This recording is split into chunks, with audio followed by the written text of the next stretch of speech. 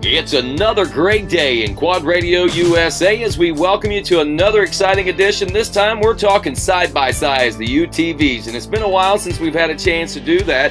And I think actually probably the last UTV guy we talked to on Quad Radio / video, I know it's video, but it's still going to be called Quad Radio, was Cody Miller, and he was crowned the 2017 GNCC XC1 UTV champion. We say hello and welcome to Cody from beautiful, I hope, sunshiny Texas down there right now, buddy.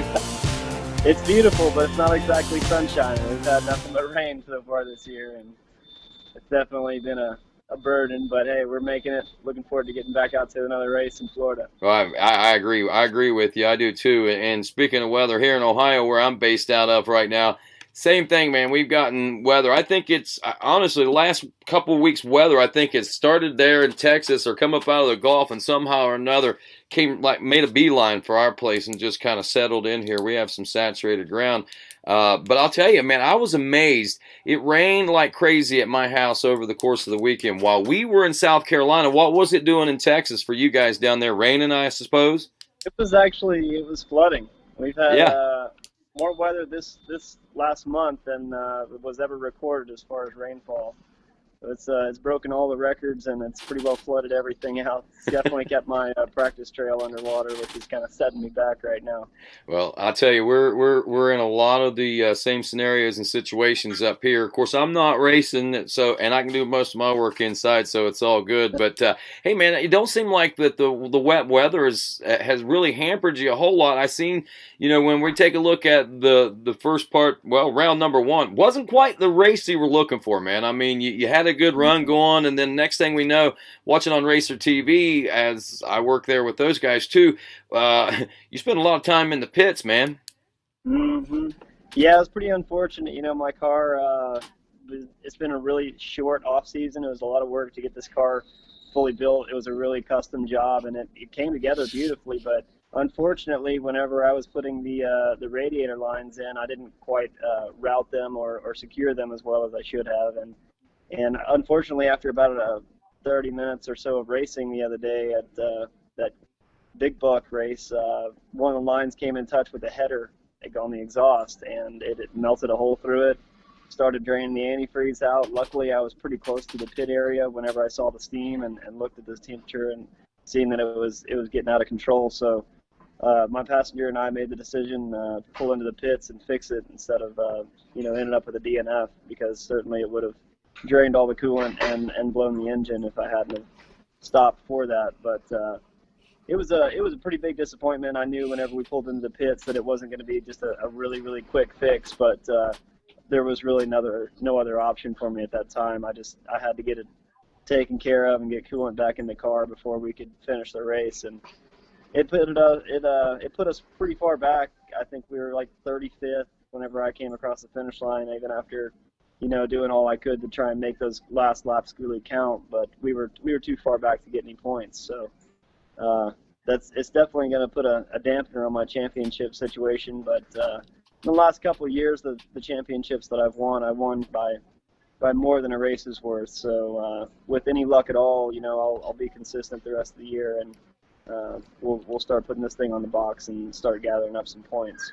That's awesome, man. Now tell me a little bit about last year's championship season. That one got to be hairy, I think, as the year before in 2016. It was pretty exciting, huh?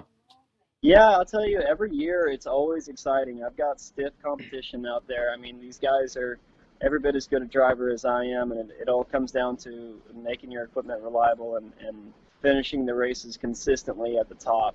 And it takes a lot of patience on a driver's part to try and not take chances out there. You've got to pick and choose your battles and stay consistently on top of that box. And I've been able to do that in the last 2 years. I hadn't had worse than a fourth place finish, and generally it was first, second, and third. This last race was my worst finish yet, obviously. I'm not laughing at you. I was just thinking about your hands. Show us your hands. What are they looking like right now? Oh yeah, I burnt them up pretty good as far as man, trying to get that car repaired while the radiator was still really hot. So as I was cutting lines out and replacing stuff, it was just pouring hot antifreeze on me, and Sometimes that's the price you got to pay whenever you're in a moment and you're really trying to do anything that you can. I'd Right. do anything to be on the box, or I'd do anything to win in a race. From burning my hands up to, you know, sacrifices must be Yeah, made. they must, and you were making those, man, because like you said, you never finished anything less than a fourth place, and I know that had to be lurking back in your mind just a little bit, huh? Oh yeah, it was a really hard pill to swallow whenever I came off the track and I saw the problem that I had, knowing the amount of time that it was going to take me to fix it. I did the fastest repair that I could and got the car back on the track. In general, it's an extremely reliable car, and the amount of custom stuff that we're doing right now, it's just like I said, it was a short off season. It's been flooded here in Texas. I haven't had as much time to test as what I would have liked to. If I could have even gotten 30 minutes straight on the car before that race, I would have had that issue away from the GNCC race, and it wouldn't have been such a costly thing. Lesson But learned. as it were, I got to do the best I can with what I got, and unfortunately, it just didn't shake out. I know that moving forward, I'm headed to Florida early to start getting in some practice time and check the car out in the sand, make sure everything is A class right before we go out to this next GNCC in Palatka. Awesome. Now, see, last year was your first year with the Yamaha Blue Crew, right? Yeah, last year was my first year on board Yamaha, and out of the box, it was a extremely reliable, extremely powerful, and fast car. This year, we're trying to step up the game a little bit, adding a turbo and Yeah, doing other things, and and that's a having bolt-on option that you can get, right? yeah, it's a GYTR turbo kit, and it's a Yamaha endorsed kit, and it's so far it's extremely fast and reliable. The turbo and the more power and everything had nothing to do with my failure last weekend. It was really just poor mechanic work on my part, which was unfortunate. Mhm. But sometimes things happen. I suppose it's not easy to put one of these things together the right way the first time, but definitely not going to make that mistake twice. But I'm looking forward to getting the car out and really seeing what it does against these guys. I pulled a pretty good hole shot last weekend. I had about a car length going into the first corner over my brother and Kyle and everyone else. This thing, it really comes alive. It's pretty amazing the amount of horsepower that I'm working with. Its power-weight ratio is really creeping up there now.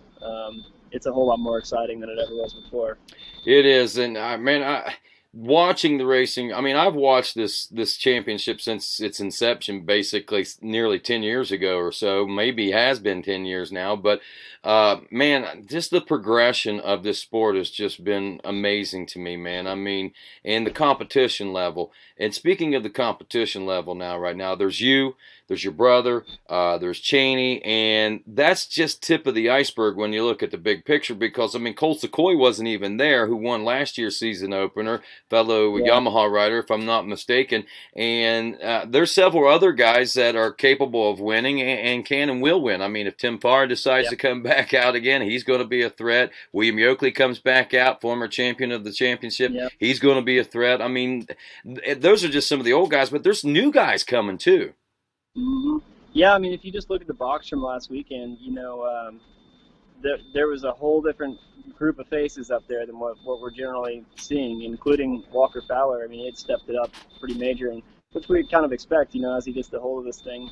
He's going to take off and run with it. He's definitely an experienced GNCC racer and Yamaha endorsed rider.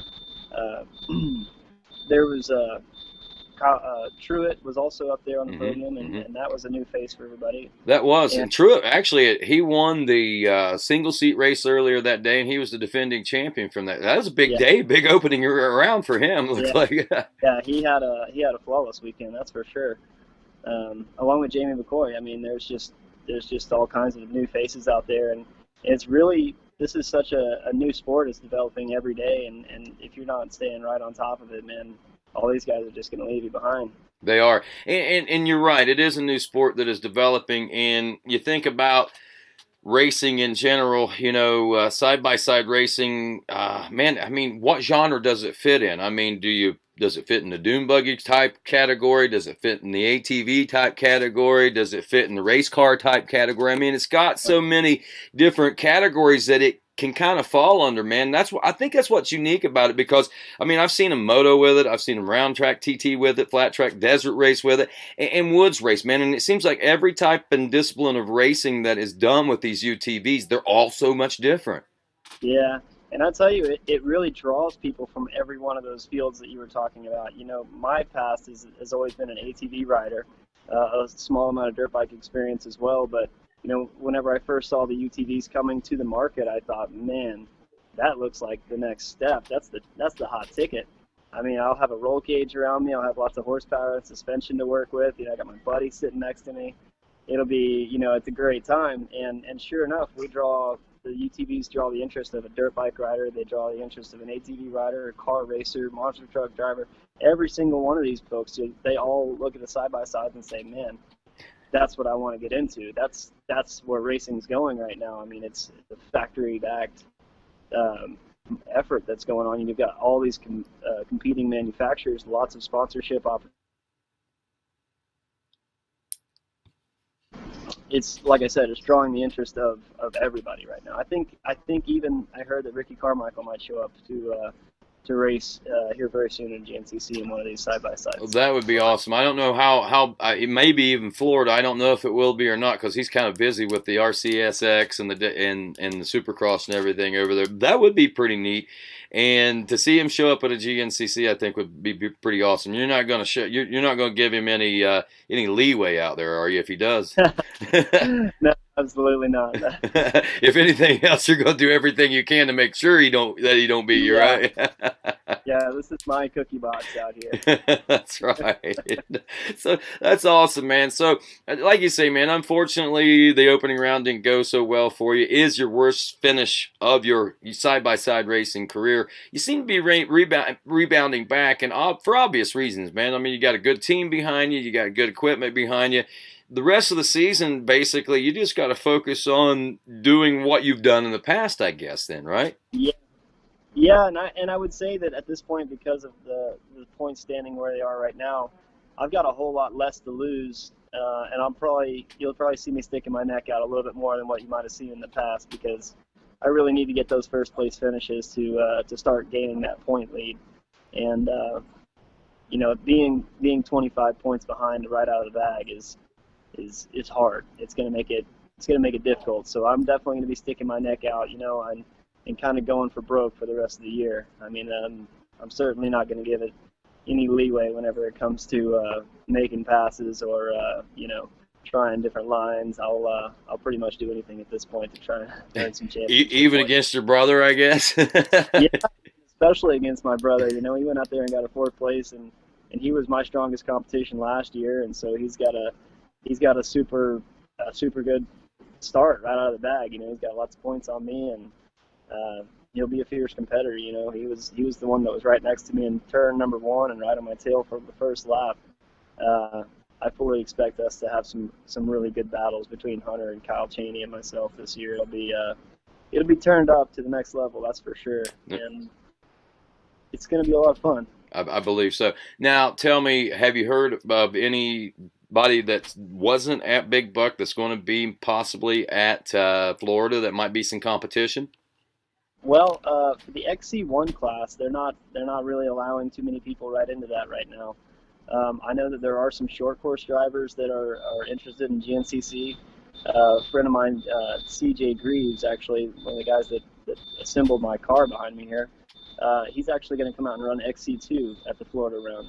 So be looking for him, the number 33 car out there, and it'll be a fully built Greaves YXE, and I fully expect him to have great results because he'll definitely be one of the most skilled drivers out there. No doubt. And here's something else to point out, man. I don't know if you paid attention to it, but, you know, they're, like you say, I mean, I guess they leave the XC1, from what I understand, as a premier for the up to 1,000 cc's if you want to drive those. I guess that's the 1,000 cc cars, and then everybody else, like XC2, would be like the not turbocharged, I guess, would probably be the best way to put that. And it was interesting to me to see how competitive that those XC2 drivers where we actually had one or two on the podium and in podium contention and possibly winning the overall for a little bit. And maybe, was Colin one of those? I can't recall if he was a XC1 or XC2, to be honest with you. Yeah, Colin, I believe, was in the XC2 class, and he actually got the overall. A lot of times out here in GNCC, it doesn't come down to how much horsepower you have. It's how you drive the car. And staying smooth and consistent makes a pretty big difference there. There's also something to be said about lap traffic at this point, because the first row, which I won't be a part of for the next race. You'll have an advantage then. Yeah, the first row is always the first row to catch the lap traffic. And when you catch these lap traffic guys, some of them haven't been on the track but for a couple of minutes. And when we get up behind them, they either don't believe that it's the XC1 class behind them or don't hear us. And long story short, they don't let us around very quickly. Right. And in that minute that you spend behind this lap traffic, the second, third, fourth rows, all of them are just gaining huge amounts of time on the first rows. And then once we make the pass and we overcome that traffic, the very next people that come up on them are usually the rows behind us. And that's when it starts to separate. And they go right around because these guys are like shell-shocked from getting passed by us. They're right. Like, oh boy, there's a race going on behind us. We need to make some room. And towards that end, it's just an evolution of the sport because, like you said, we're running turbo cars now and we're going a whole lot faster than what we ever have been before. And the sport's just got to adapt and it's got to evolve. And towards that end, I think that we're going to get to the point that we can't be on the same track at the same time with the lower classes. And, talking with some of the promoters and things, I think that it's a possibility that there is going to be a schedule change and it'll be more like the XC1 and XC2 class out there in that time slot. Mm-hmm. And that opens up the window when we do something like that on the GNCC side of things. We're going to need a third day, so that means that you guys may be racing on Friday evenings and afternoons here in the future. Yeah, you never know. Yeah, I say that kind of jokingly right now, but when you look at the grand picture of everything, this is growing, and why wouldn't it grow into that? Yeah, absolutely. You can't fight the growth. It's coming. It's coming like a freight train. So we just have to work with it, and everybody has to put their heads together to make it all work properly and work smooth. I agree. Great start to the season. Unfortunately, you didn't get the points you were looking for. I know you say, man, that's not a great start. I'm impressed because you worked so hard just to try to finish, man. That right there is a great start to me. That shows the heart of a champion right there, I think, Cody. I appreciate it. And I appreciate it. Yeah, like I said, I would do just about anything to try and have the victory out there and have success because there's nothing I'm more passionate about in life than racing. That's awesome, man. And I'm glad that you found a home in GNCC, man, because, when you first came over, I thought, wow, Cody Miller from ATV Motocross is coming to ride some side-by-sides. Lo and behold, I knew you were a racer, but I didn't think you were going to be champion. Not that quick anyway, man. And that blew me. I was like, wow, that's so cool. Yeah, I've had a really good run, and I intend to keep after it for many years to come. I look forward to watching you do it as well. Now, is there any parting shots, anybody you want to send any shout-outs to or anything today before I let you go? Yeah. In particular, I'd like to thank Yamaha. They've given me the opportunity to come out here and make this effort alongside, all the other sponsors that you see here and on the hood of this car. DWT, Maxxis Tires, GYTR, Elko Suspension, Ampro Racing, Yamaha, the Greaves. These guys built me a heck of a ride this year. If you can't tell by looking at it, it's definitely a work of art. Yeah, that's a beauty. Yeah, certainly. I really appreciate these guys for making it all possible and try and do a good job of representing you at the next round. All right, buddy. Well, I'll tell you what, it's been nice talking to you. I look forward to seeing you in Florida and look forward to seeing what this championship season's like for you, man. All right. Thank you very much. All righty. That's Cody. What's that? I said, have a good one. Oh, I plan on having nothing but good ones from here on out, my friend. Hey, right. That's Cody Miller right over there. Yeah, right over there. I'm Rodney Tomlin right here. This is Quad Radio. Good day. Have a good one. Bye-bye. Cool, man. Thank you. Appreciate it. You're welcome. Let me know if you need anything else. I sure will, man. Thank you. All right. Bye-bye.